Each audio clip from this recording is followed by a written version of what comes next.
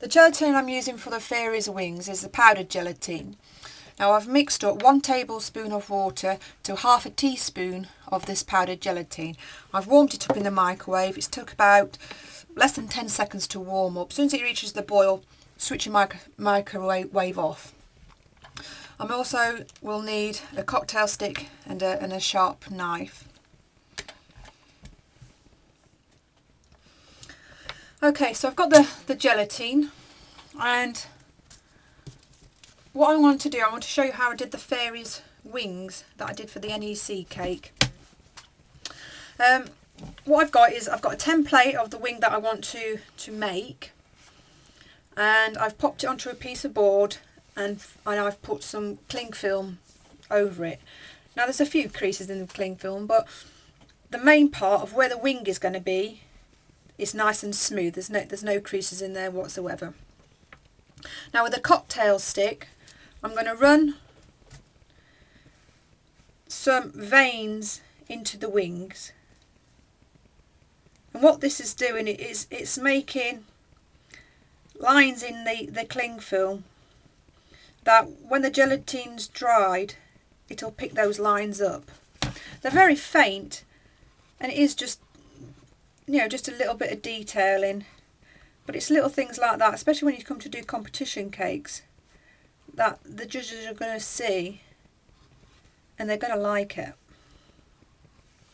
Okay, so you've got some little veins running through, and I'm not going all the way around to the edge. I've just kept it around the area that would be attached to the body.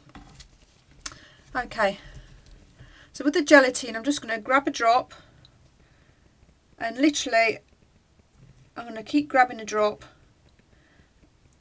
and then push it around the template. So you're filling in a little bit like paint by numbers, really. You're filling in the template of the wing with the gelatine. Now what you might find with some of these areas that have got like a centre or spot or something that you're supposed to go around, you might find that it doesn't go around. Find that it just flows over, becomes a block. That's fine, just go with the flow, really. The template's just there to give you an idea of the shape that you want. So just keep filling it in. Now you are better off doing this all in one sort of go. If you go away, you know, or if you run out of gelatine, you have to make a little bit more. What you might find is when you come back to do it, the bits where you've ended, say like I've just stopped there on that bit of wing there, if I come back and it's dried out slightly, sometimes you can see a little seam.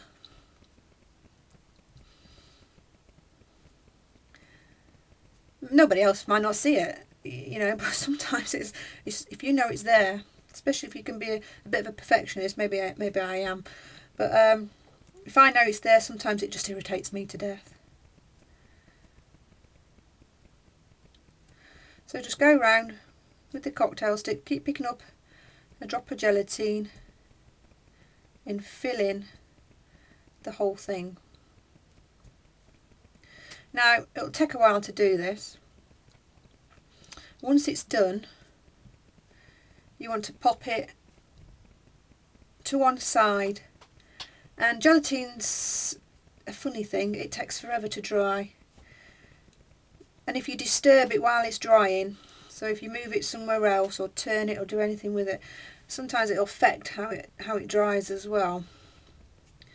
So what you need to do is just find somewhere that it'll dry off undisturbed, and it's got to be able to sit there for 3 days. So you see, it's not a 5-minute job, this one. It's going to take a while to do. Something that you probably wouldn't do for normal people's cake commissions. Definitely something that you'd have to give a lot of forethought to. But I think, saying that, the effect that these wings give are really dramatic. You know, they're not hard when they're dried. They move. You can blow on them and they flutter. So they're really nice sort of touch to give to your fairy when you're making your fairy. Okay, so I'm going to carry on filling this in, and then I'm going to pop it to one side and let it dry off. So hopefully you'll be able to see it when it's dried. I'll show you what you do with it next.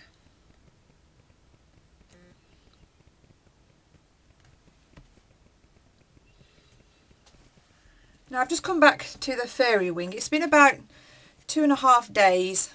You need to leave it long enough so you know it's absolutely dry. What you find is in certain areas, like where you've put more gelatine, it's a little bit thicker, those areas will take a little bit longer to dry. Now if you disturb it before it's thoroughly dry, what you'll find is that you'll pull at it and it'll actually stretch the gelatin a little bit, and then it'll carry on drying, and what you'll find is that it will kink the gelatine. Now with something like this it might not look too bad, but generally you want to start off with a flat shape. Now with the knife, just find the edge of the wing, and I'm hoping you can see this because obviously the gelatine's clear, and just find the edge and just start to pull it up, and you can see the gelatine moves. It's like paper. It's quite flexible, and this is what I quite like about these wings for the fairy, is if you blow on them they flutter. I think the only drawback is there's a time it takes that to dry. So now you've got a lovely gelatine wing there. Let's say it's not fragile, it's not going to break, although if you start pulling at it it will. But you know, if you drop it, it's not a problem. You might lose it if it's not coloured like that. The only thing what you will find now is the moisture. If you get moisture to it now, like if the humidity is high or whatever, you know, moisture will affect it. Now you can either leave it clear like that, or you can dust it, or you can airbrush it. Again though, if you're airbrushing it, just be careful, because when you airbrush you're using liquid colours. So a nice thin airbrushing is fine. You know, a nice fine sort of colouring is fine, but don't go too heavy because you'll get it wet, and then obviously the gelatine will flop on you. So what I did with my fairies, I just attached a little bit of sugar paste, modelling paste, sorry, to the base of the wing, and then popped it onto the fairy and just attached it like that. But yeah, it's, you know, it's nice and easy. I say the hardest part is being patient enough to wait for it to dry.